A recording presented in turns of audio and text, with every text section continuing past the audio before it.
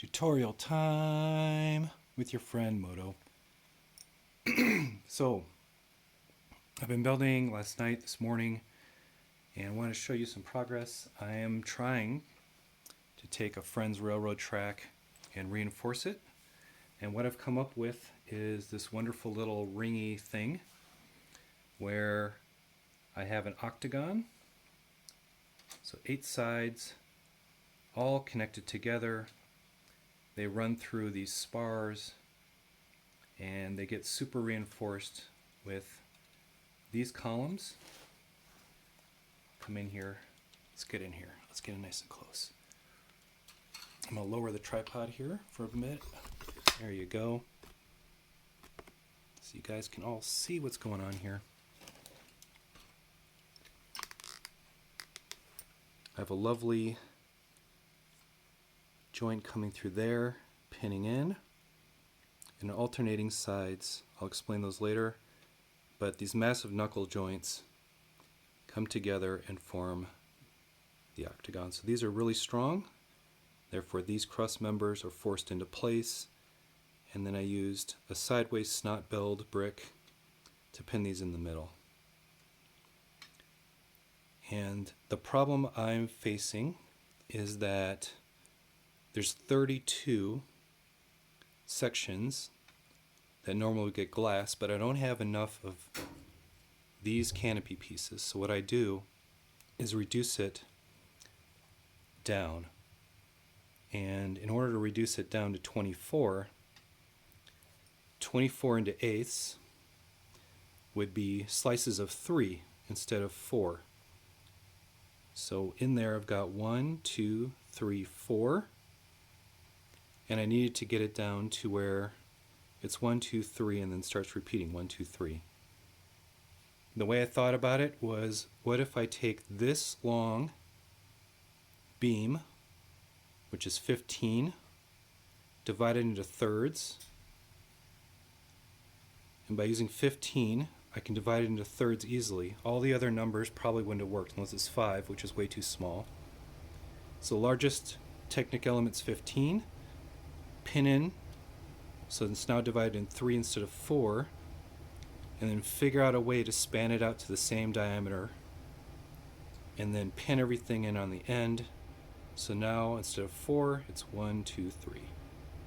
So these are now divided into thirds, and by monkeying with it at the right spaces where I could pin in Technic elements and triangulate, I kind of did that.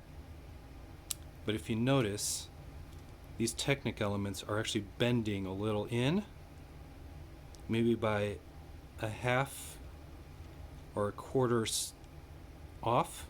So these are flexing and bowing this way. These guys are bowing in a bit. And by doing that, this guy right here, sorry, these are straight, but this guy is flexing that way. The other's flexing that way, and now they're really putting a lot of pressure to compress everything together and keep it intact. That adds strength, but that's really illegal. When you start to bend Technic elements to your will, that's really bad. So what I'm facing now is trying to build it strong on either side. And I originally started out by just placing these on the outside, but what I've realized, and I've done it one time here, and I'm sorry, this thing's getting pretty heavy, so it's going to be a little tough to hold up,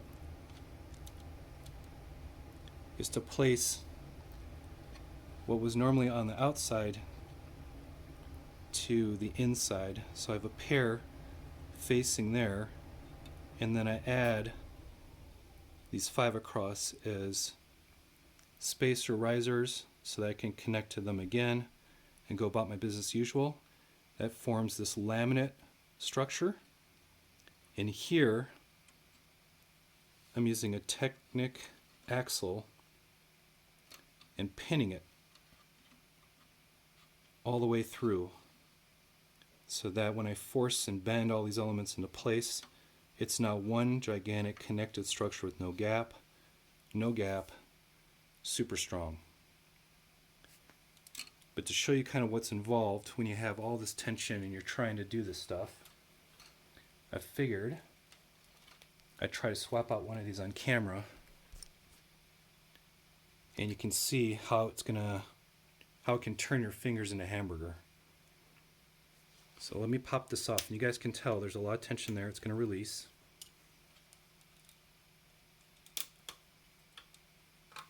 And you're going to see the natural state of where these things would normally sit if I wasn't bending them into position.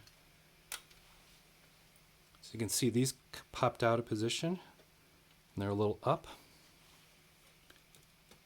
If I pop this sucker out,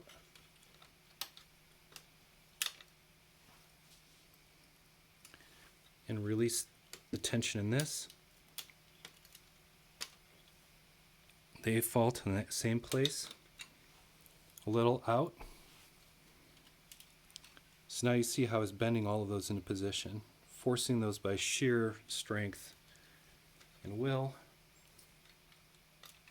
What I'll do is come through here, and more pins the better, triple reinforcement. Those guys are now laminated together. I'm going to come in with some blue pins. Click, click. Click, click. That's the core. The core now has to come into here. And another strengthening technique I'm going to use is, normally you'd put one of these little guys here on the end just to cap it. But what I'm going to do is use two of these see, I put them together so strong I can't even take them apart now. There we go. These little guys. So if I sandwich those together into a pin on one end, I can lock it in place a little bit with extra durability. And if I slip that on the axle, once I snap this in, this axle's not going to want to pop out because there's a pin into the structure with an extra second axle, giving it that extra friction lock to try to give myself a little bit of insurance, because if these ever pop, it's going to be a really bad day. So let's give it a shot. So coming in, this can eventually snap down. Can you see that offset? So I'm going to bend this into position right now. That one wasn't so bad, that was easy. Piece of cake, right? Easy breezy. Come in with the second one. Okay, that's gone down. That went down, and now this last one I've pressed into place. Now I've got to pin this sucker in. There we go, snap. And I'll come in later and finish it off with these guys. But for now, these guys down here are now in the way, so I'm going to have to press them down to get them out of the way. Swing this over. And the first one was easy because you can see now how far off that is. So this next round, it's going to be a little bit harder to bend into place. Let's give it a shot. Bend that one over, no big deal. And now the most difficult one, it's an entire stud off. It's going to be really tough to force, so you might hear some crazy sounds as I try to knock this into place. Oh, no, I can't even get the second one out. There we go.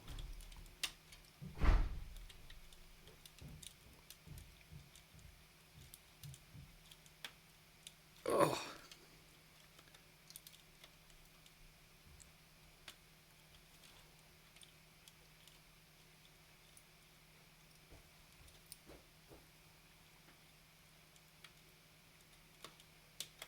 And bam.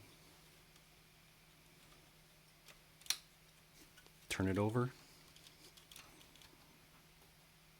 There's the two spots.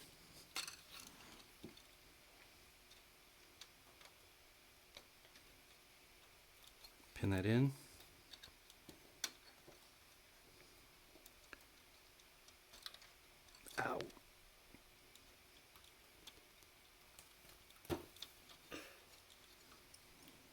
pin that in. I'm left with these two guys hanging out.